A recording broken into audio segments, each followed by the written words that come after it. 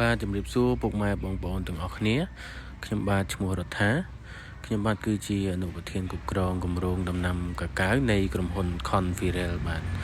ក្រុមហ៊ុន Convirel គឺជាក្រុមហ៊ុនក្នុងស្រុកមួយដែល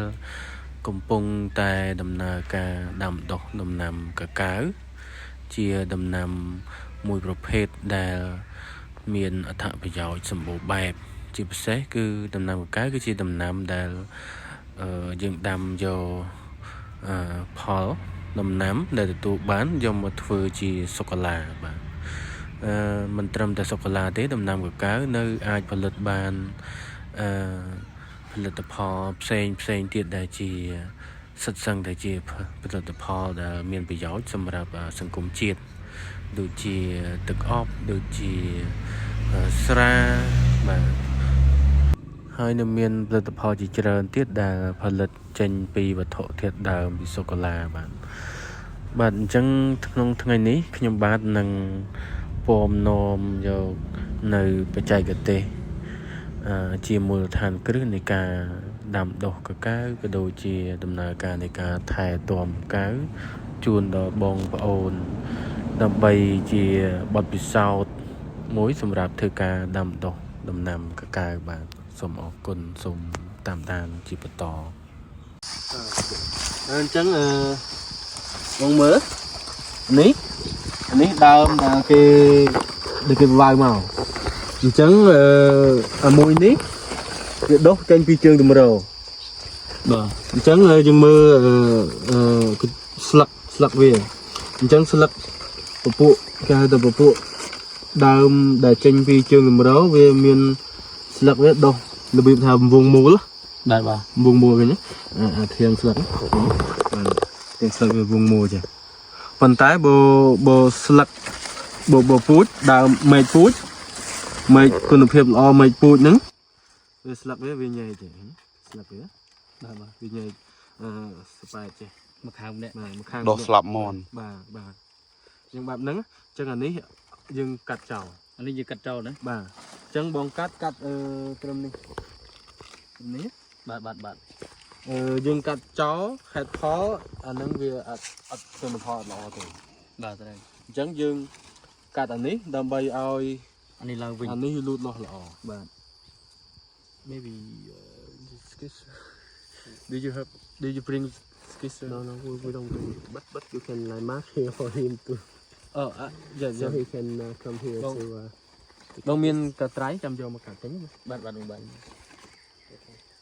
មុនខ្ញុំដើរកាត់ចឹងតែបងប្រុសគាត់ទូចិត្តឃើញជាប់បាត់មេច្រើនណា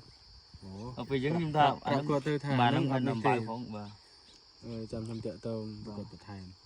ថតបើយើងនិយាយពីដំណាំឧស្សាហកម្មដំណាំកាកាវគឺជាដំណាំមួយដែលមានសក្តានុពលច្រើនគឺតែទូទាំងពិភពលោកចំពោះដំណាំកាកាវគឺជាដំណាំមួយដែលមានអាយុកាលវែងអាយុកាលដំណាំកាកាវមាន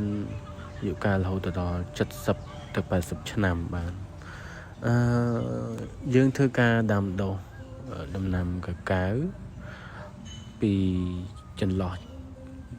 ឆ្នាំទី1រហូតដល់ឆ្នាំទី3គឺជាដំណាក់កាលកំពុងលូតលាស់ការថែទាំទាមទារឲ្យយើងត្រូវការមានម្លប់រាងច្រើនជុំវិញ70%ចឹងហើយបានជាអ្នកបច្ចេកទេសគ្រប់រូបគាត់ recommend គាត់ផ្ដល់អនុសាសន៍ទៅដល់កសិករឲ្យធ្វើការបាំងស្បៃខ្មៅឬក៏ដាំដំណាំរួមជាមួយនឹងដំណាំផ្សេងដើម្បីផ្ដល់ជាម្លប់ទៅដល់ដំណាំកាកាវហើយក្នុងនោះដែរយើងបែងចែកដំណាំជាម្លប់ជា2ទី1ដំណាំជាម្លប់បណ្ដោះអាសន្នទី2គឺជា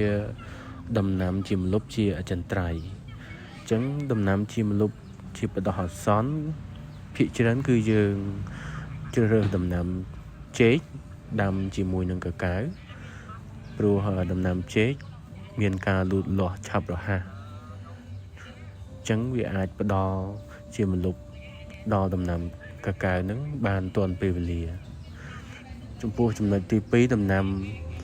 ជាម្លប់ជាចិន្ត្រៃយ៍គឺយើងដាំ